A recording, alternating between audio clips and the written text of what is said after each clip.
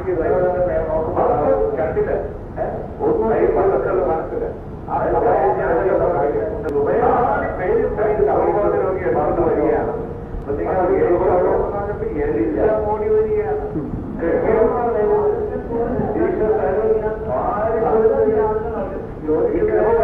വിളിക്കുന്ന എല്ലാം ഓടി വരും. അപ്പോഴാണ് കൃപ പറഞ്ഞുകൂടി ഇരുന്നത്. ഈ കൃപ വരുന്നത് അങ്ങനെയാണ്.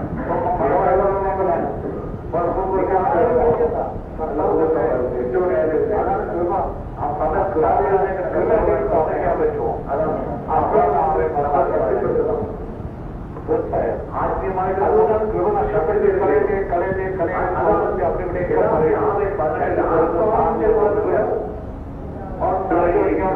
കൃപ എവിടെ വരുന്നത്? കൃപയുമാണ് പറയുന്നത്. കൃപ അതുകൊണ്ടാണ് ആത്മാവിലുള്ള കൃപ ആദ്യം കുറിക്കാത്ത ഒരു കൃപ ഞാനെല്ലാം പ്രവർത്തിക്കുന്നത് കൃപയുമാണ്. നോക്കോ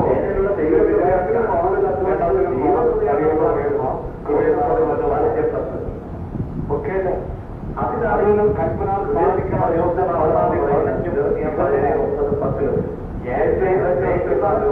എന്റെ കൽപ്പന പാലിക്കുന്നത്. അപ്പോൾ ഞാനും ഈ വാസ്തവത്തിന്റെ ഫലമാണെങ്കിൽ 2025 നിങ്ങളുണ്ടാവും. പഴയ ബോബോക്ക് വിട്ടു. അതുകൊണ്ടാണ് പലർക്കും യാത്ര ഒന്നേ 19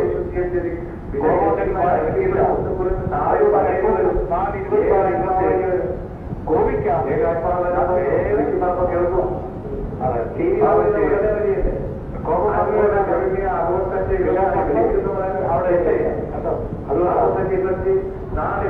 പ്രഭാഷണം 30 പ്രാർത്ഥന കേൾക്കും. 24 കണ്ടോ? സുഭാഷ് 14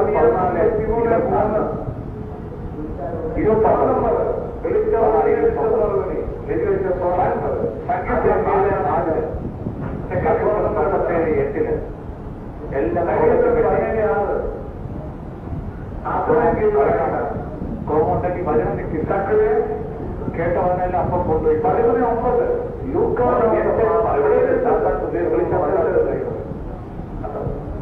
പാപത്തിൽ കിടന്നുകൊണ്ട് വിളിച്ച വായിക്കുന്നു.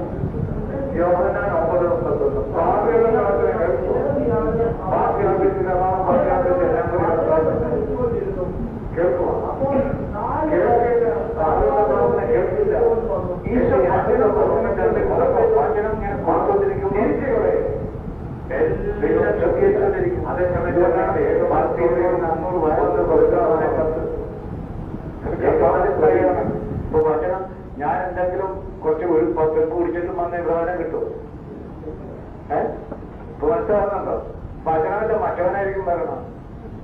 അതുകൊണ്ടാണ് ലൂക്ക 21 14 15 പിന്നെ ഞാൻ ദർശനക്കാരനായിട്ട് മാറും. 15 എന്ത് ചെയ്യും?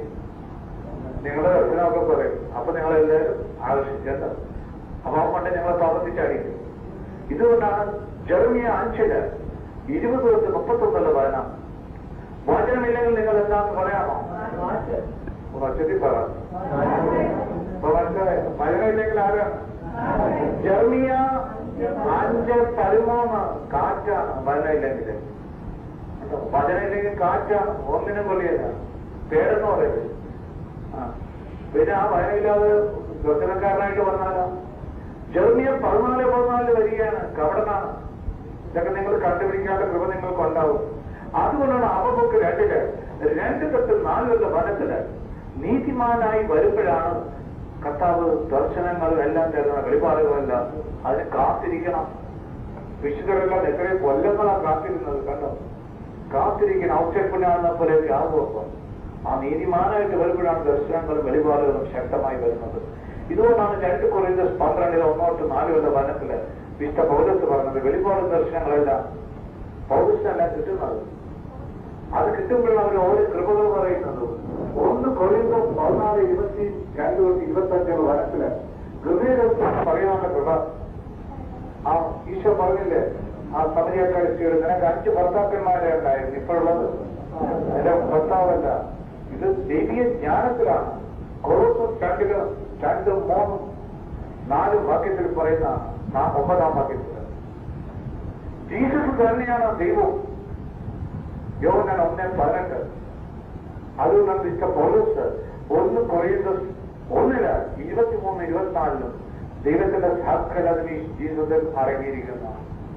ആ ജീസസ് നമ്മിൽ വന്നാലും ജീസസിന്റെ ആത്മാവ് കർത്താവിന്റെ വാഗ്ദാനമാണ്. ഞാൻ ചെയ്തത് വലുത് നിങ്ങൾ ചെയ്തെന്ന് യോഹന്നാൻ 14:12-14 വരുന്നു. വിശ്വസിച്ച് കഴിഞ്ഞാൽ നടക്കുമോ? എല്ലാം നടക്കും. അതാണ് ഒന്ന് വായിക്കുന്നത്. അത് 4 തളർവാദങ്ങളുണ്ട്. തളർവാദ രോഗിയെ എടുത്തുകൊണ്ട് വന്നു. ജനക്കൂട്ടം നിമിത്തം അവന്റെ അടുത്തെത്താൻ അവർക്ക് കഴിഞ്ഞില്ല. അതിനാൽ അവൻ ഇരുന്ന സ്ഥലത്തിന്റെ മേൽക്കൂര പൊളിച്ച് തളർവാദ രോഗിയെ അവർ കിടക്കയോടെ താഴോട്ടിറക്കി. കേട്ടോ, ഒരു വിശ്വാസം കണ്ട 4 പേരും കൂടി മേൽക്കൂര പൊളിച്ച് ഇടിച്ചു പൊളിച്ച ഒരു 4 പേരും കൂടി ഇറക്കി ഒരേപോലെ ഇറക്കിയേക്കണം. ഒരാൾ കിട്ടുന്നതാണ് എല്ലാം കൂടി രോഗി എല്ലാം കൂടി 4 പേരും എന്ത് തീഷ്ണതയാണ് കണ്ടോ? ആ തീഷ്ണത ഇപ്പോട്ടോ. അവരുടെ വിശ്വാസം കണ്ട് യേശു തളർവാദ രോഗിയോട് പറഞ്ഞു, മകനെ, നിന്റെ പാപങ്ങൾ ക്ഷമിക്കപ്പെട്ടിരിക്കുന്നു. നിയമത്തിലും ചിലർ അവിടെ ഇരിപ്പുണ്ടായിരുന്നു. അവർ ചിന്തിച്ചു, എന്തുകൊണ്ടാണ് ഇവൻ ഇപ്രകാരം സംസാരിക്കുന്നത്? ഇവൻ ദൈവദൂഷണം പറയുന്നു. ദൈവത്തല്ലാതെ മറ്റാർക്കാണ് പാപം ക്ഷമിക്കാൻ സാധിക്കുക? അവർ ഇപ്രകാരം വിചാരിക്കുന്നുവെന്ന് മനസ്സിലാക്കി യേശു അവരോട് ചോദിച്ചു, എന്തുകൊണ്ടാണ് നിങ്ങൾ ഇങ്ങനെ ചിന്തിക്കുന്നത്? ഏതാണ് എളുപ്പം, തളർവാദ രോഗിയോട് നിന്റെ പാപങ്ങൾ ക്ഷമിക്കപ്പെട്ടിരിക്കുമെന്ന് പറയുന്നതോ, എഴുന്നേറ്റ് നിന്റെ കിടക്കയിൽ എടുത്ത് നടക്കുക എന്ന് പറയുന്നതോ? എന്നാൽ ഭൂമിയിൽ പാപങ്ങൾ ക്ഷമിക്കാൻ മനുഷ്യപുത്രന് അധികാരമുണ്ടെന്ന് നിങ്ങൾ അറിയേണ്ടതിന് അവൻ തളർവാദ രോഗിയോട് പറഞ്ഞു, ഞാൻ നിന്നോട് പറയുന്നു, എഴുന്നേറ്റ് നിന്റെ കിടക്കയും എടുത്ത് വീട്ടിലേക്ക് പോകുക. തൽക്ഷണം അവൻ എഴുന്നേറ്റ് കിടക്കയും എടുത്ത് എല്ലാവരും കാണെ പുറത്തേക്ക് പോയി. എല്ലാവരും വിസ്മയിച്ചു. ഇതുപോലൊന്ന് ഞങ്ങൾ ഒരിക്കലും കണ്ടിട്ടില്ല എന്ന് പറഞ്ഞ് അവർ ദൈവത്തെ മഹത്വപ്പെടുത്തി.